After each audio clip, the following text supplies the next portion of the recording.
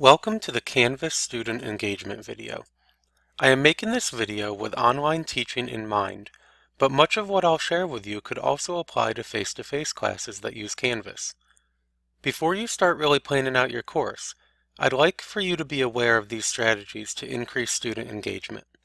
This video will not show you the nuts and bolts of how to do these things, but you'll see those details in future feature-specific videos.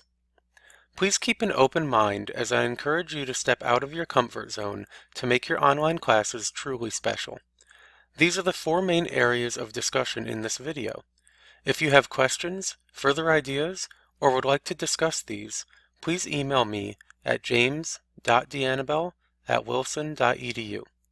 Please also be aware that I'm going to run through these pretty quickly. This video is meant to get you thinking about possibilities, not to become an expert. The first theme for this video is one of those things that's going to push a lot of people outside of their comfort zone.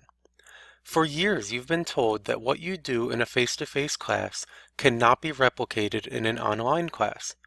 I'm here to tell you today that while that is true, we can get pretty darn close.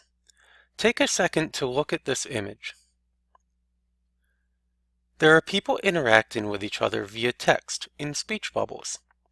This is meant to represent what we ask students to do in many online classes. You don't go into a face-to-face class and tell students they must interact with each other via text. They aren't discussing topics by writing to each other on a blackboard. They are speaking to each other. They are smiling, moving their hands, changing their voice inflection, and using other nonverbal means of communication. With the technology we have available to us, why are we asking our online students to forego what makes human communication most meaningful? I understand that text is comfortable. I understand that it takes time getting used to having your face on a webcam, but it's time to face your fears. The next slide will provide examples of how you can move away from text-heavy online courses. Here are some ways to move away from text in your online classes. The nuts and bolts of how to do these within Canvas will be shown in other videos. Think about how you deliver content and instruction in a face-to-face class. Again, you're not having your students read your lecture notes or view a PowerPoint without your voice providing extra information that's not on the screen. Don't be afraid to use content pages in Canvas to share more with your students. You can use images, video, audio clips, and tools like VoiceThreads and Twitter. There are so many ways to provide instruction online. Use them. I'm here to help you with any of this, so don't hesitate to ask questions or ask for help. The text-based discussion board is one of the things I dread as an online student. I understand that we need to teach our students to write well, but speaking well and having true discussions will serve them just as much in their professional careers. The traditional response is to have a synchronous online class, and I'm not a fan of that either for various reasons. The way to find the balance is to have video discussion boards using the video recorder in the rich content editor. Video-based discussions can be so much more engaging than text-heavy discussions. Video assignments can also be very helpful for you to gauge student understandings. Students can have the video camera on their cell phones, a webcam, or something like Screencast-O-Matic to explain their work to you. Think about how powerful that could be in an online math class. A student could explain how they worked through a problem so that you can see exactly where they may have a misunderstanding. Finally, for this topic, really consider giving audio or video feedback in the speed grader when grading student work. Your students will really appreciate the clarity. The next theme for this video is online presentation of work. In face-to-face classes, we give students the opportunity to do peer reviews and present their work. We can do these online too. Canvas even has a peer review tool you can learn to use.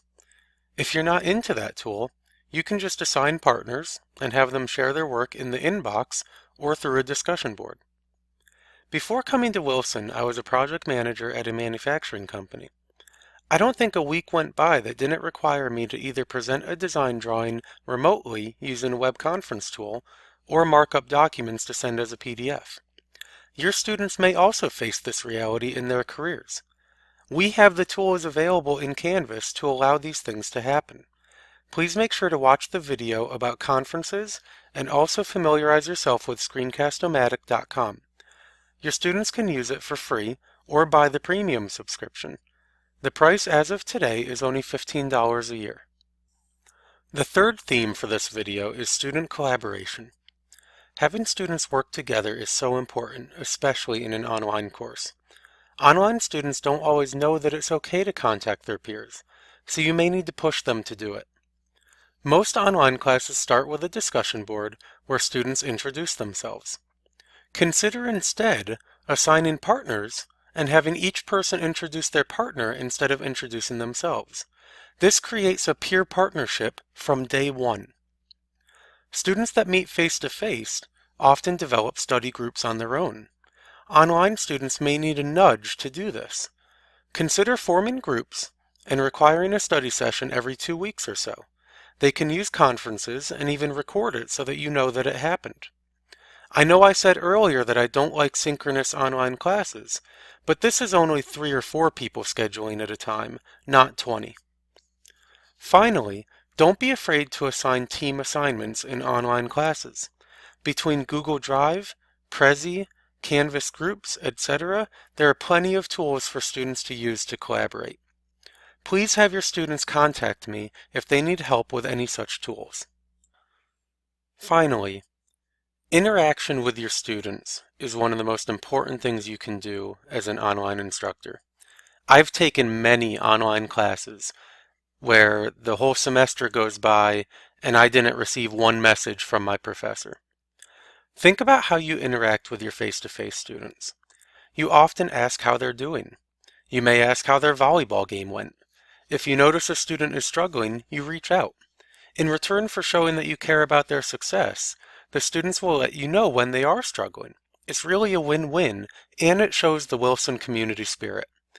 I found that this doesn't always happen in online education. Quite often, the course essentially becomes a correspondence course. The students review content, do work, and get a grade. My hope is that you'd like to do more than that with your students. One of my suggestions is to hold online office hours every week using conferences. You could say to your students, every Monday I'll start a conference at 6 p.m. If nobody joins in the first 20 minutes, then I'll leave, but at least you're making yourself available. I also suggest check-in messages. Imagine how good a student would feel getting an email from their online professor that simply says something like, I saw you got a B on the quiz last week. Is there anything you didn't understand? How can we get that to an A? You likely do it in your face-to-face classes. Do it here online too. Finally, a little trick I like to include is little nuggets inside of announcements. If you make a really long announcement, sneak into one of the paragraphs a message that says, if you read this, send me an email and you'll get an extra credit point. That way you know who's reading your announcements and who is not. Just to summarize here, we want to face our fear of rich media to move away from all text online courses. We want to encourage students to grow their online presentation skills. We want students to work together, and we want to have a two-way street of interaction. These are all things that you do in your face-to-face classes, and with the technology of today, you can certainly do them in the online environment. I hope this video has been helpful for you. Please reach out to me if you have any questions or want to just talk about ideas. Please also watch our other videos and view the training course available at my.wilson.edu/Canvas.